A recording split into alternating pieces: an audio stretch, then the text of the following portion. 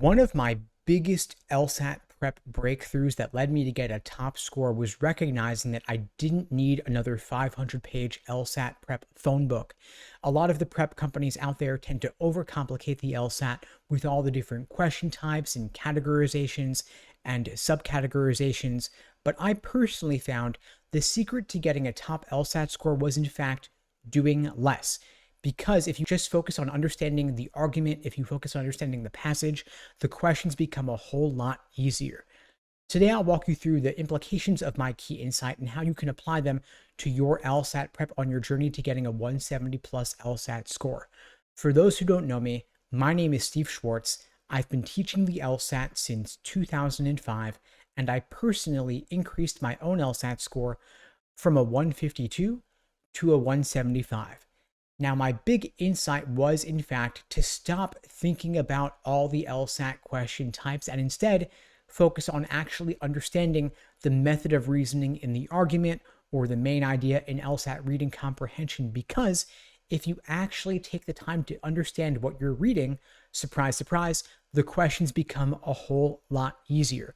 What I find is that a lot of students are inclined to do is they read the argument, they read the passage, they don't fully understand what it says, so they move on to looking at the question stem, hoping that will somehow clear things up, when in fact that only further complicates things, because the question stem only makes sense in the context of the argument or the passage. In other words, the question stem is giving you the proper perspective from which to view the answer choices.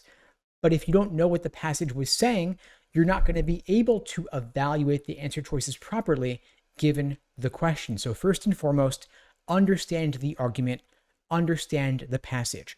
This is what we do at LSAT Unplugged with the Socratic review method in our small group coaching programs, in our classes, our courses, our one-on-one coaching programs. If you're interested in finding out more, you can check out the links below to book a call with me and my team. We'd be glad to help you out.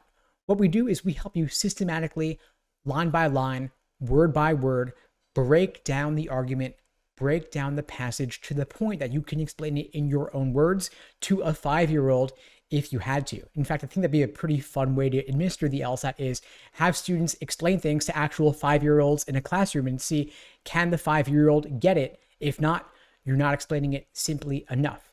But anyway, we want to help you break down the question, bare bones, dissect it, the argument, the passage, then the question stem, then the answer choices. In particular, what makes the wrong answer choice tempting and what ultimately makes it wrong. What makes the right answer choice unappealing and what ultimately makes it correct. Because the thing is, there are patterns in the mistakes you're making.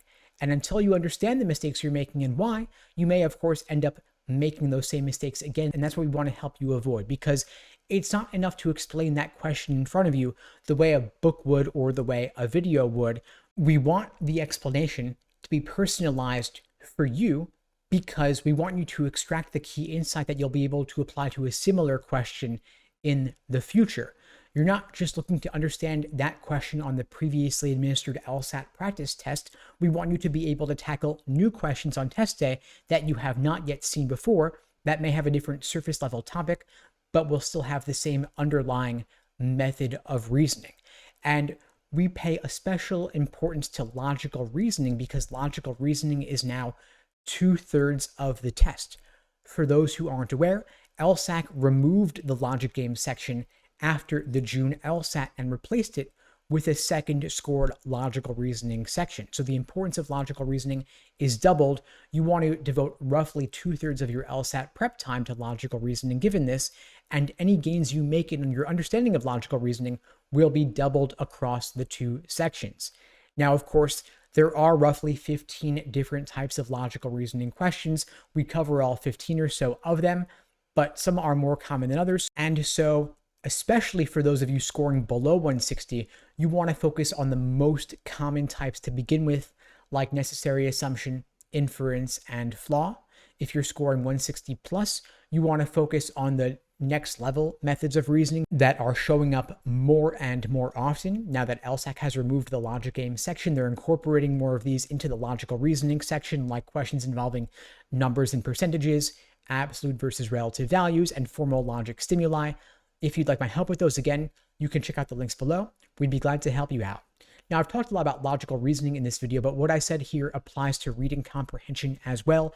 Understand the passage, get the main point, the primary purpose, the author's opinion, knock out those general global questions. And if you can't, you're in trouble. Make sure you got the big picture, the details, the supporting examples. You can always go back and find those when you need to help you solve a particular question, but don't get bogged down in the moment and lose the forest for the trees. Again, we can help you, of course, with reading comprehension as well. Check out the links below. We'd be glad to help you out. And in the meantime, I'll wish you all the best and take care.